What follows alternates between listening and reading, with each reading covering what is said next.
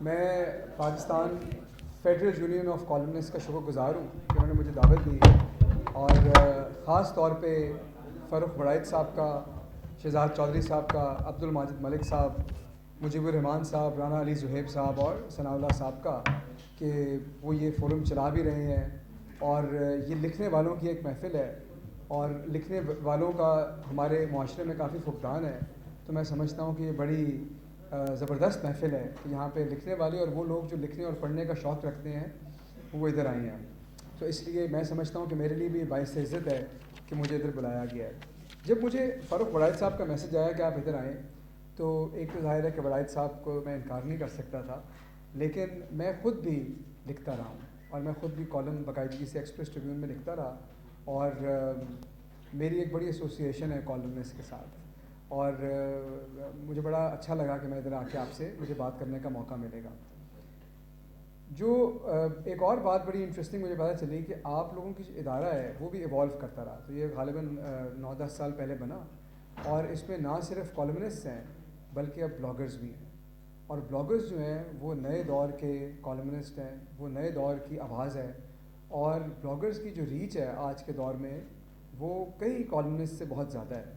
اور جو لوگ اپنے آپ کو ری انوینٹ نہیں کرتے، جو ادارے اپنے آپ کو ری انوینٹ نہیں کرتے، وہ ظاہر ہے کہ آگے نہیں بڑھ سکتے. اور دنیا کی بے شمار مثالیں ایسی ہیں کہ کمپنیاں تھیں، ادارے تھے اور انہوں نے گزرتے وقت کے ساتھ اپنے آپ کو ری انوینٹ نہیں کیا. کئی سال پہلے جب ہم لوگ بڑے ہو رہے تھے تو اس وقت کیمراز کی کمپنیاں تھیں، یاشیکا تھی، اس کے بڑے کیمراز بڑے اچھے ہوتے تھے اور تھیں، وہ سب وقت کے ساتھ مل گئے جیسے جیسے ٹیکنالوجی آئی. تو یہ بڑا اچھا ہے کہ جو یہ یونین آف کالمنسٹ ہے آپ اس میں بلاگرز کو لے کے آ رہے ہیں. لیکن جب میں نے بلاگرز کی بات کی اور میں نے کہا کہ یہ دنیا میں انفلوئنشیل ہو رہے ہیں تو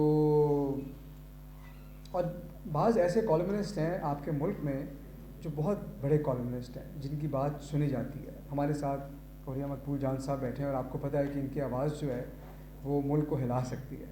اسی طرح حسن نثار صاحب ہیں اور ایسے کالمنسٹ ہیں جن کی آواز بہت طاقتور ہے، ان کی آواز میں بہت اثر ہے، لوگ ان کی بات سنتے ہیں، حکومتیں ان کی بات سنتی ہیں، پالیسیاں ان کی بات سے اثر انداز ہوتی ہیں. بلاگرز کا بھی دنیا میں اب ایک ایسا مقام بنتا جا رہا ہے. اور میں آپ سے آج جو بات شروع کرنا چاہتا ہوں، میں ایک شخص سے بڑا فیسینیٹڈ ہوں. یہ امریکی کالم نگار ہے اور اس کا نام ہے نیٹ سلور. اور نیٹ سلور جو ہے اس کے بلاگ کا نام ہے 538. مجھے نہیں پتا کہ 538 اس نے کیوں نام رکھا لیکن بڑا انٹرسٹنگ نام ہے. اور نیٹ سلور کا خاصہ یہ ہے کہ یہ نمبروں کو استعمال کرتا ہے اور یہ نمبروں کو استعمال کر کے تو پریڈکشن کرتا ہے بیس بال کے بارے میں، اسپورٹس کے بارے میں اور سیاست کے بارے میں. 2008 کے الیکشن سے پہلے اس نے اپنا بلاگ بنایا اور اس نے الیکشن کی پریڈکشن دینا شروع کی اور اس نے جو پریڈکشن دی اس کے مطابق جو 50 اسٹیٹس کے بارے میں اس نے کہا کہ یہاں پہ کون جیتے گا اور 50 میں سے 49 اسٹیٹس میں اس کی پریڈکشن صحیح نکلی.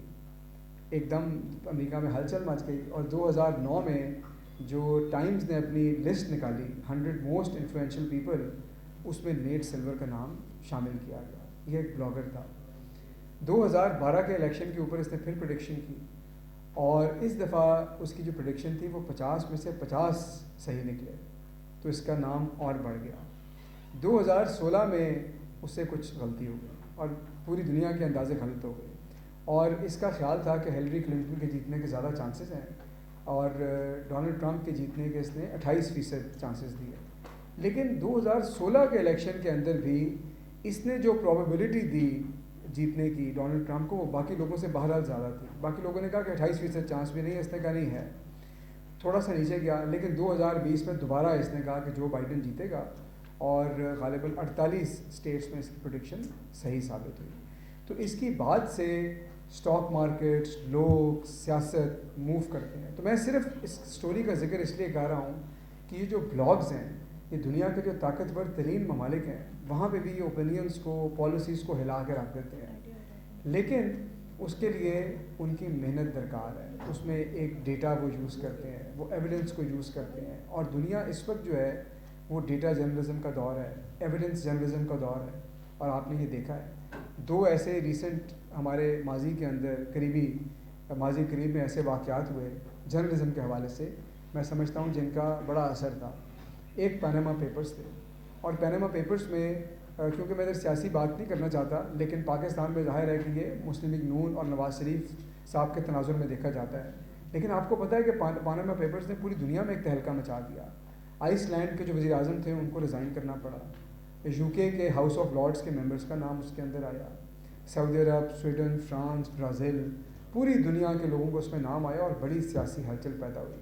تو لوگوں کو سمجھ آیا کہ انفارمیشن کی پاور کیا ہے. ایک جب آپ چیز ریلیز کرتے ہیں تو کیسے دنیا کی پاورز ہل کے رہ جاتی ہیں. پاکستان کے حوالے سے آپ کو یاد ہوگا غالباً 1 سال پہلے انڈیا کرونیکلز کے نام سے وہ جو ایشو ڈس انفو لیب کا پروجیکٹ آیا, اور انہوں نے پورا ایک اسٹنگ آپریشن کر کے بتایا کہ کیسے یہ پورا اسٹرکچر چل رہا تھا, کیسے فیک اکاؤنٹس یوز کیے جا رہے تھے, کیسے 5th جنریشن وارفیئر جو ہے پاکستان اس کا شکار تھا. تو جو لوگ یہ چیزیں سامنے لے کے آتے ہیں, جو چیز یہ لکھتے ہیں, جو لوگ اس کے پیچھے جو واریئرز ہیں, پین واریئرز ہیں, وہ آپ لوگوں کی طرح کے لوگ ہیں. اور جب وہ محنت کر کے کوئی چیز لکھتے ہیں تو وہ دنیا کو ہلا دیتی ہے, اور آپ لوگوں کا ظاہر ہے کہ بہت بڑا رول ہے. میں ابھی ایک جگہ پریس کانفرنس کر رہا تھا اور وہاں سے آ رہا ہوں, اور وہاں پہ ہمارے ایک جو صحافی دوست ہیں انہوں نے سوال کیا, اور وہ سوال کیا FIA کا جو چلان جمع ہوا شہباز شریف صاحب کے خلاف, اس حوالے سے اس نے کیا, اور اس نے کہا کہ جی اس کیس کا فیصلہ کب ہوگا, اور آپ لوگ ہمیشہ یہ کہتے ہیں کہ ہمارا عدالتی نظام ٹھیک ہونا چاہیے, اداروں کا ریفارم ہونا چاہیے, جوڈیشل ریفارمز ہونے چاہیے. کون یہ ریفارم کرے گا, اور یہ ریفارم کیسے ہوگا, کون شروع کرے گا؟ اور میری ذاتی رائے یہ ہے, اور جو کہ لوگوں سے تھوڑی سی مختلف ہے, پر میں آپ کے سامنے رکھوں گا کہ یہ ریفارم حکومت سے شروع نہیں ہوگا, یہ ریفارم اپوزیشن سے شروع نہیں ہوگا, یہ ریفارم آپ لوگوں سے شروع ہوگا, کیونکہ آپ لوگ وہ بات کرتے ہیں جو لوگ سنتے ہیں. میں اس کی وجہ یہ ہے کہ یہ جتنے ریفارم ہیں اگر آپ ان پہ سوچیں تو یہ ٹیکنیکلی کرنا مشکل نہیں ہے. جو مشکل چیز ہے وہ پولیٹیکل اکانومی ہے. مثلاً PIA ایک ادارہ ہے, اور آپ کو پتہ ہے ہم ہر سال خبریں پڑھتے ہیں, ہر مہینے پڑھتے ہیں کہ PIA کا خسارہ اتنا بڑھ گیا اور اتنا بڑھ گیا. اب PIA کو ٹھیک کرنا کوئی مشکل کام تو نہیں ہے. دنیا میں ایسی ایئر لائنز ہیں جو پروفیٹیبل چل رہی ہیں, دنیا میں ایسے لوگ ہیں جو ایئر لائنز کو چلانا جانتے ہیں.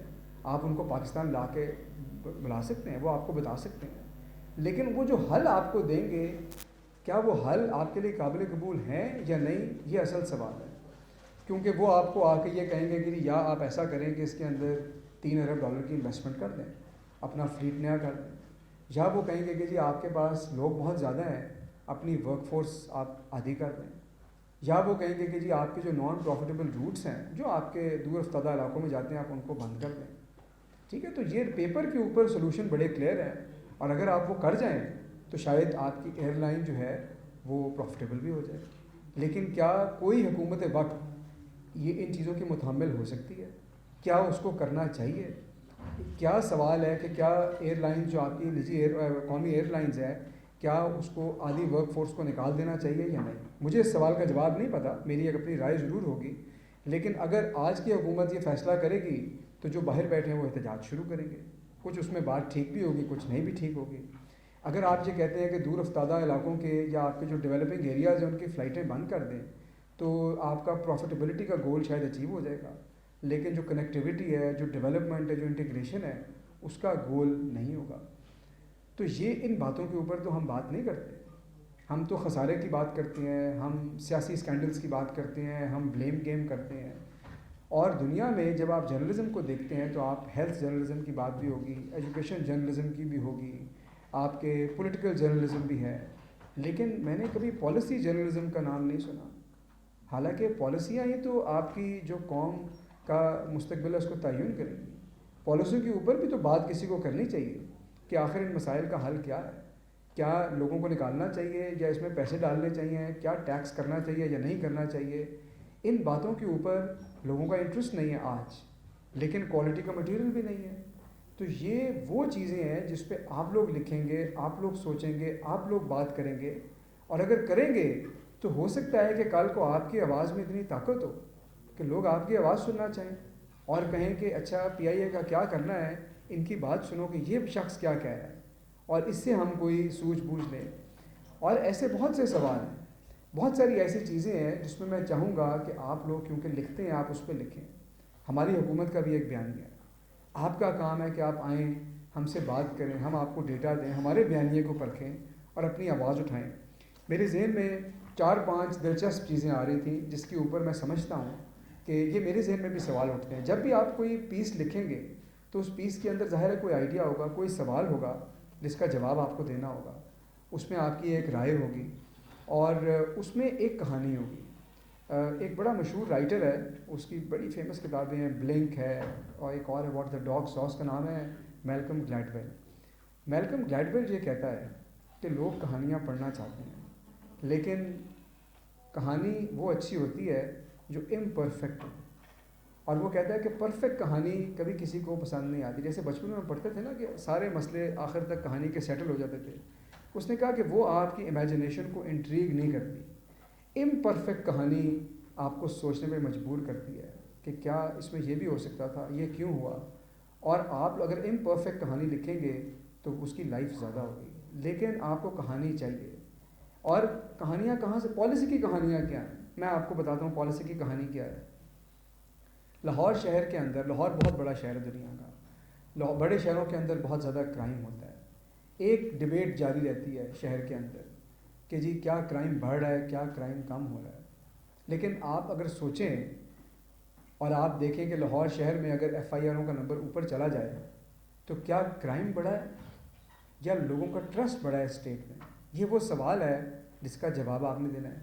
کیونکہ اگر ایک جگہ پہ بہت زیادہ کرائم ہو اور پولیس کچھ نہ کر رہی ہو تو لوگ کیا تھانے میں جا کے اپنی رپورٹ درج کرائیں گے.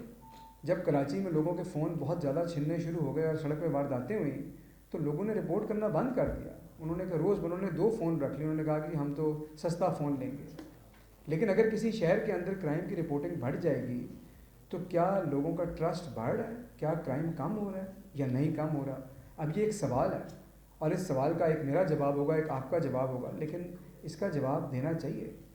دنیا میں اس کے کئی طریقے ہیں, آپ کے سیفٹی سروس ہیں اور چیزیں ہیں, لیکن یہ ایک سوال ہے. اچھا, اسی طرح میں سمجھتا ہوں, لیکن اس میں کیونکہ میری پارٹی کا بھی یہ بیان ہے اور میں آپ کو بڑا کھل کے بتاتا ہوں کہ جو پچھلی دور حکومت تھا اس کے اندر ہمارے جو وزیر اعلیٰ تھے شہباز شریف صاحب, وہ ہر جگہ جا کر جب بارش کا پانی آتا تھا تصویر کھنچواتے تھے اور کبھی کسی نے سوال نہیں کیا. میں نے آج تک کبھی کوئی پیس نہیں پڑھا, شاید کیا ہوگا, میری نظر سے نہیں گزرا, کہ ہر سال پانی کیوں کھڑا ہوتا ہے, اس پانی کا آخر علاج کیوں نہیں کیا جاتا. اور جب ہماری گورنمنٹ نے انڈر گراؤنڈ واٹر ٹینکس بنائے ہیں تو ہمارا خیال ہے کہ یہ ایک بہتر حل ہے. لیکن ایک سوال اس میں آپ کے اینگل سے یہ اٹھتا ہے کہ کیوں سیاستدان ان چیزوں میں انویسٹ کرنا چاہتے ہیں جو زمین کے اوپر ہوتی ہیں, جو زمین کے نیچے والی چیزیں ہیں وہ عمومی طور پر لوگ نظر انداز کر جاتے ہیں. تو یہ وہ سوال ہیں جو لوگوں کے ذہنوں میں اٹھتے ہیں, جن کے پیچھے ایک کہانی ہے. جنوبی پنجاب کی ایک کہانی ہے, ان کا سیکریٹریٹ کیوں نہیں بنا آج تک, اب بنے گا, کیا وہ صوبہ بن سکتا ہے کہ نہیں بن سکتا, بننا چاہیے کہ نہیں. یہ وہ کہانیاں ہیں جو پالیسی کی کہانیاں ہیں, جو بہت دلچسپ کہانیاں ہیں کیونکہ اس میں بڑے دلچسپ سوال ہیں, لیکن آج تک لوگوں نے ان دلچسپ سوالوں کو باہر نہیں بلائے, ان کو لوگوں کے سامنے نہیں رکھا. تو میں آپ سے صرف یہ گزارش کروں گا کہ آپ لوگ لوگوں کی اوپینین کو شیپ کریں گے, آپ لوگ لوگوں کی رائے بنائیں گے. اگر آپ لوگ لوگوں کو مرچ مسالے پہ رکھیں گے تو لوگ مرچ مسالہ کھاتے رہیں گے. اگر آپ لوگوں کو فیوچر کی طرف لے کے جانا چاہتے ہیں تو آپ لے کے جا سکتے ہیں. یہ مستقبل کا جو کمپس ہے وہ آپ کے ہاتھ میں ہے, کیونکہ جو لوگ سننا چاہیں گے سیاستدان اس چیز پہ بات کریں گے, میڈیا اس چیز کی بات کرے گا. اگر آپ ان کو عادت ڈالیں گے ہر روز ایک مسالے دار خبر کی, سیاسی بیان بازی کی, تو ہم سالہ سال یہی کرتے رہیں گے. اور اگر آپ کی توجہ اس طرف جائے گی جو ہماری قوم کے اصل مسائل ہیں تو لوگوں کے ذہنوں میں سوال اٹھیں گے. سیاستدانوں پہ یہ پریشر ہوگا کہ انہوں نے ان سوالوں کا جواب ڈھونڈنا ہے, لوگوں کو دینا ہے, اور لوگوں کا جو انٹرسٹ ہے وہ اپنے مستقبل کی طرف جائے گا. تو میں یہ سمجھتا ہوں کہ یہ کردار آپ کو ادا کرنا ہے اور باقی پورے ملک کو آپ کے پیچھے چلنا ہے. شکریہ.